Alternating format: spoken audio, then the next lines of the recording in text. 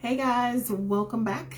This is our 31 Days of Prevention series where we come together to share information, inspiration, and motivation to increase awareness about domestic violence and prevent it from happening in the future.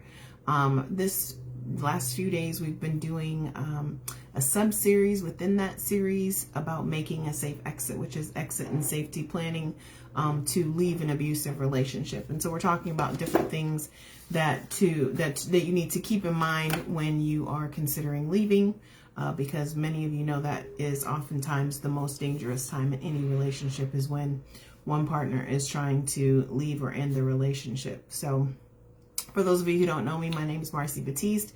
I'm the founder and executive director here at 9 Seconds. We are a progressive nonprofit organization with a heart-centered mission for the work that we do in domestic violence prevention and we take an innovative approach to everything that we do. Our programs are developed for survivors, by survivors. Everybody on the team, all of our advocates are individuals who have walked in the shoes of being abused.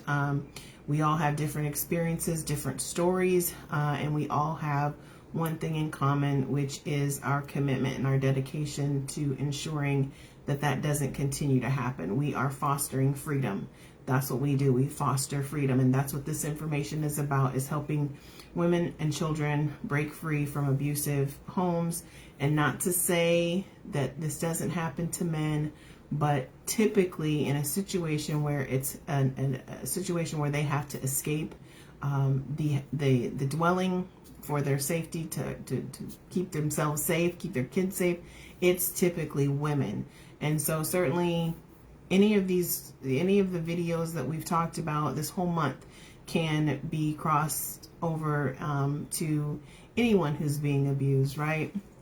But for the most part, the message is I'm speaking to women because I am a woman. Those were the shoes that I walked in.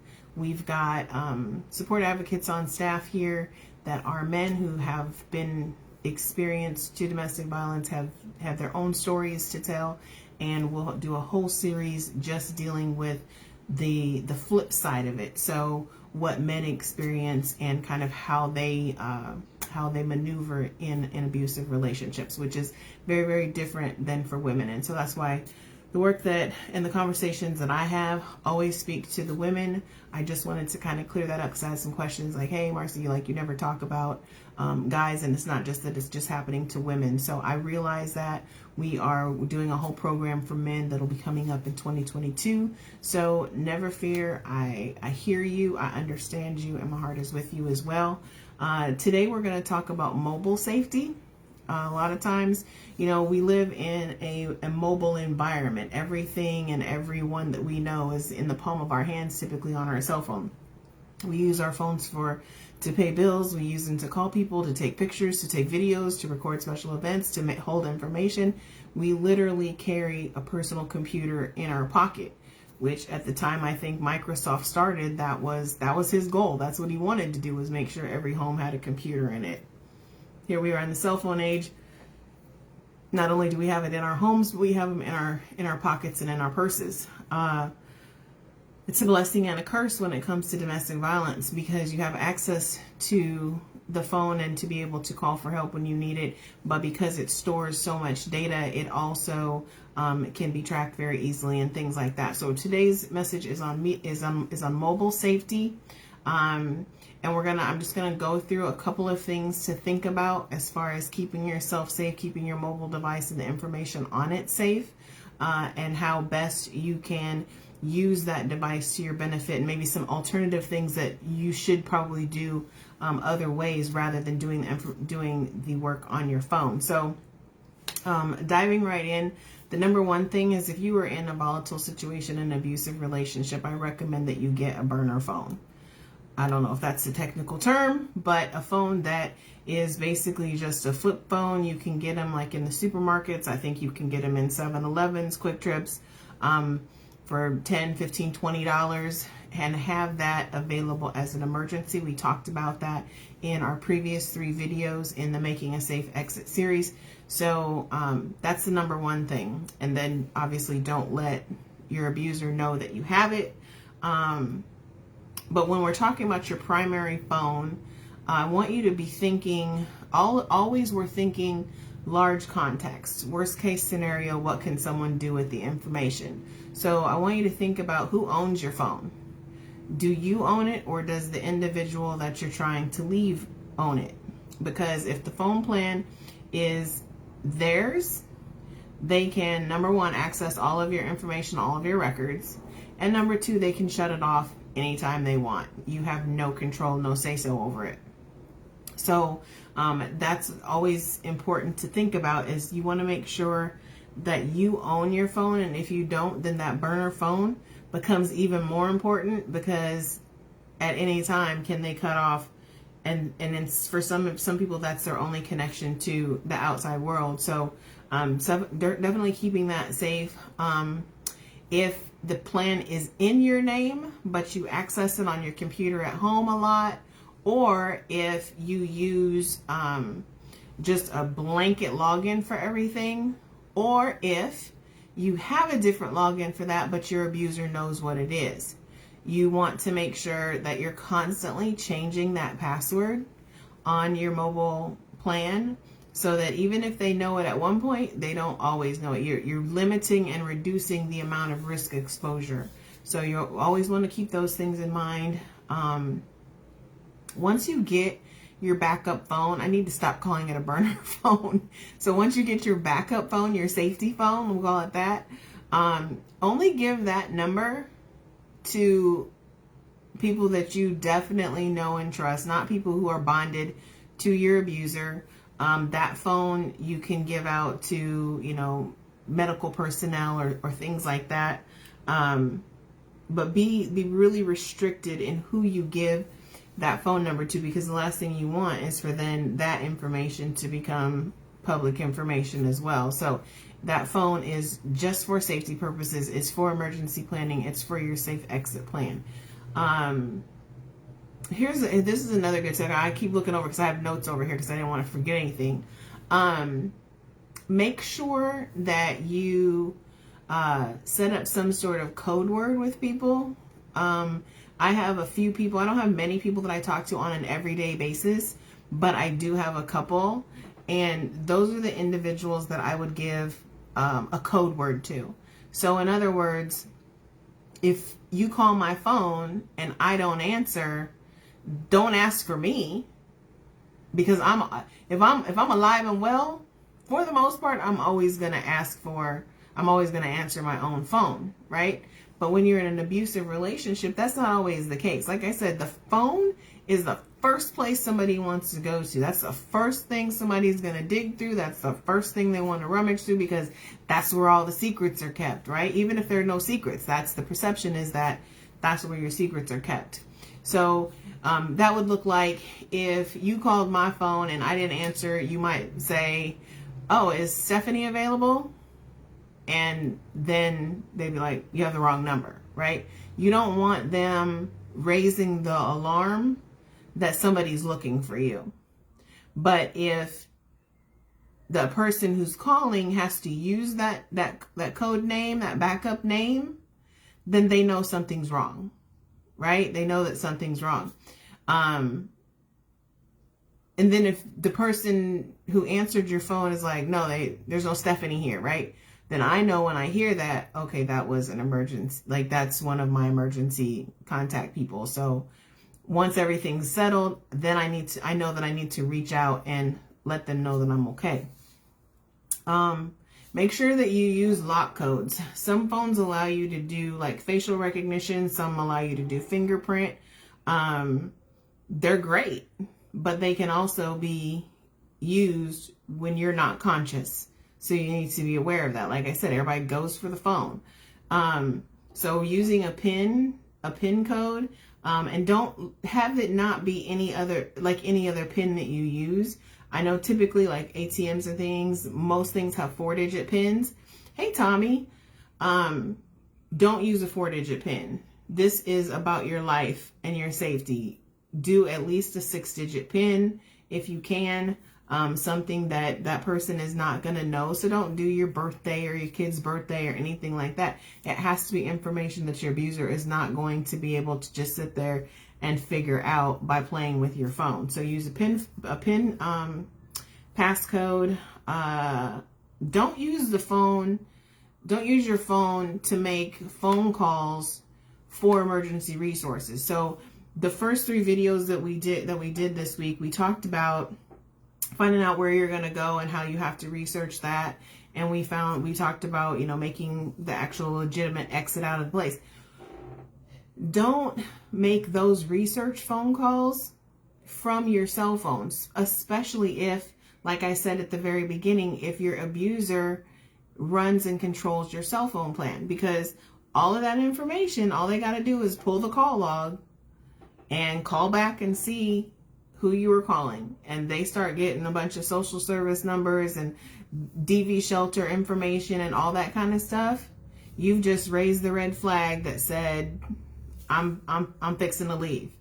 And then everything can pop off just that quick. So that's why I say, guys, you're always going to be thinking big picture, worst case scenario. What can somebody do with this information? What can they do with this data? And it's not necessarily always to find you or track you, but they can find out what's going on in your head. They can find out what you're thinking about, find out who you're talking to, that sort of thing. So don't call those emergency safety resources from that phone. If you have your locations on, turn them off. Turn them off anyway. This is for anybody, even if you're not in an abusive relationship. Apps can specifically request your location, but don't just in general have them on. And make sure to, in your phone set, in your camera settings on your phone, that you turn off location tagging. Because what can happen is you can take a picture with your phone. If you have your location tagging on, when you go to upload that picture to a social media site like Facebook or Instagram, whatever, then people can actually, when they save and download that picture, they can actually find that tag and find out where you were. So keep that in mind. And that's for anybody. That does have nothing to do with domestic violence specifically, but especially if you're in an abusive relationship, turn those things off. You can download spyware tracker on your phone. I don't have it on mine right now. Like I say, I'm single, so there's really not a whole lot that I have a need for some of this at this present time.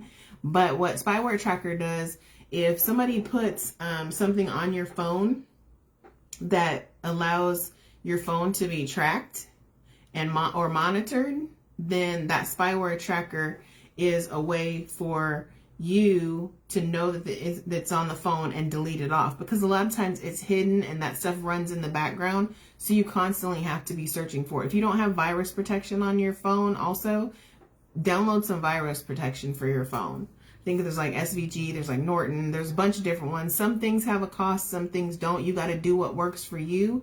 These are all best case recommendations. These are things that we recommend to keep you as safe as possible at all times while you're making your exit strategy. Or in the case that you're not even trying to leave right now, we still want you to be safe while you're living in that environment, and using these tips to hopefully kind of open your mind up a little bit about, what's possible things to look out for. What else? Oh, when we were talking about the not using your cell phone for the research, you can go to like a public library and you can log in there and do your research for your, legal services and shelter services and all types of things, finding housing. Maybe you don't need any governmental assistance, but you just need to find a new apartment. You can afford it. You just need to find a new place to live. If you need to reach out to your current apartment complex, find out some rules and regulations there, use the library for that, and then use that safety phone. See, I'm trying to not say burner phone. Use that safety phone to make those calls on. Don't use your primary phone, because you just never know when somebody's going to try and snatch it out of your hand and look at it. You can also do searches In Chrome, I believe it's called incognito, and basically it doesn't store your search history, because that's really what you're trying to block with this information about who you're researching and how you're researching, is because you don't want them to be seeing that in the search history, because it's a dead giveaway. And even like when you're looking, like I say, for the apartments, obviously if I've called 5 different apartments and then all of a sudden I move out, the likelihood that I picked one of those 5 is pretty good. So now I've just limited the list of where they have to go look for me down to 5 places in whatever metropolitan area, versus, I don't know, here in Phoenix, there's probably 100,000 different apartments. I don't know. There's a lot of them, and they build more and more every day. Which doesn't go to say that they'll know exactly where you are. But then if you have a vehicle, they can find your vehicle there. Typically, your vehicle is going to be parked outside closest to your unit. It doesn't get hard to figure out if you want to find somebody bad enough. And if the violence has risen to a level that you've had to escape and execute a safety plan, I'd say chances are pretty good they may come looking for you. They probably will come looking for you. And that's why those other videos where we talked about some things not to do about staying with other people, that information is important, because more than likely they will come looking for you if you get out successfully. And then the last 2 things, number 1, we talked about a little bit in the beginning, was to change your password. But you should change your passwords on your mobile device all the time anyway. Just for, you never know who's looking over your shoulder or whatever. So I would recommend changing your password at least once a month, maybe every 3 weeks, something like that. I know it sucks because we have a gazillion passwords and it's hard to remember all of them. But remember, guys, this is about life or death. This is about keeping you safe. If you've got kids, it's about keeping them safe. If you're responsible for someone else, it's about keeping them safe. So yes, changing your passwords is an inconvenience, but it's a minor inconvenience when you look at in the overall context of saving your life or saving someone else's life. Same thing with your other social media platforms. I think tomorrow's video is going to be about protection online, but change your social media passwords on a regular basis as well. And don't things that you're changing for your safety plan, do not write them down. Do not write them down. I know they tell you don't write down any of your passwords, but we all know that we all do. And don't keep them places that are obvious, like under the keyboard or in your wallet. You know, like, you have to start thinking creatively. You have to start thinking sneaky. And for some of us, that's really not in our nature. But if you're gonna stay safe and protect your mobile safety, you're gonna have to start doing some of that. And then the final thing, if you can escape safely and you own your phone plan and your abuser doesn't know your password, you can do a factory reset on your phone, and that's going to erase any stored data in there. But keep in mind, you got to back up anything that you're going to need, like maybe address information, contact information, photos, stuff like that. Because when you do the factory reset, it washes everything off and it makes it just like they handed you the phone in the phone store. So that's it for today's message, guys, on mobile safety. Remember, I know some of this seems a little bit extreme. It seems a little bit excessive, but domestic violence is extreme. It can get very, very extreme and even end up in death. And at the end of the day, that's what these messages are for. It's to keep you alive, keep you safe, and make sure that you live to tell the story. Okay? So again, like I've been telling you for the last few days, share this video out. You just never know what somebody's going through. You never know who's on your timeline. You never know, because I guarantee you, I was a bank executive making 6 figures. Me and my dude looked like everything was peachy. People thought we was heading down the aisle, right? It looked like the perfect relationship. And boom, before you know it. But along the way, there were all these little things going on, these undercurrents that were going on the whole time. But nobody ever would have known that, right?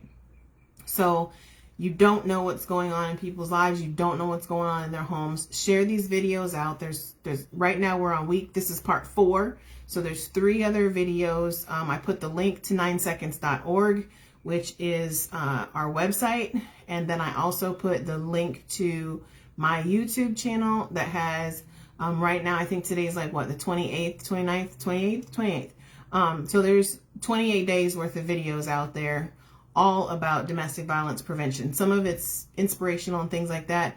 But these last 4 videos, so these last 4 days, today and the previous 3, are all specifically about making a safe exit. It's about creating your safety plan and having an exit strategy that's going to keep you and your family safe. You'll be able to tell because they all have like a black background with bright white writing. They all look the same because they all go together. So share this video out. If you know somebody who, or you suspect somebody maybe going through abuse, refer them to that information. Send them over to 9seconds.org. I don't necessarily recommend you send them a link if you feel that it's a volatile situation, because you never know who's going to get the message. But if you talk to them, 9seconds.org, it's easy to remember. Every 9 seconds, a woman is either abused or assaulted in this country. That's why we call it that. We want you to always know, like, that's why we're here. And so it's easy to remember. It's short, 9seconds.org. Go there. There's support advocates. I have training advocates available. We travel all around the state doing trainings. So that's the information for today, guys. Stay tuned for tomorrow. Like I said, tomorrow's video is going to be about staying safe online. So once you get out of an abusive relationship, how do I protect my identity? How do I keep from being seen but still be able to have and create that new normal, right? So that's it, guys. I will talk to you soon. As always, stay well, stay happy, stay blessed, and most importantly, stay safe. And I'll talk to you soon.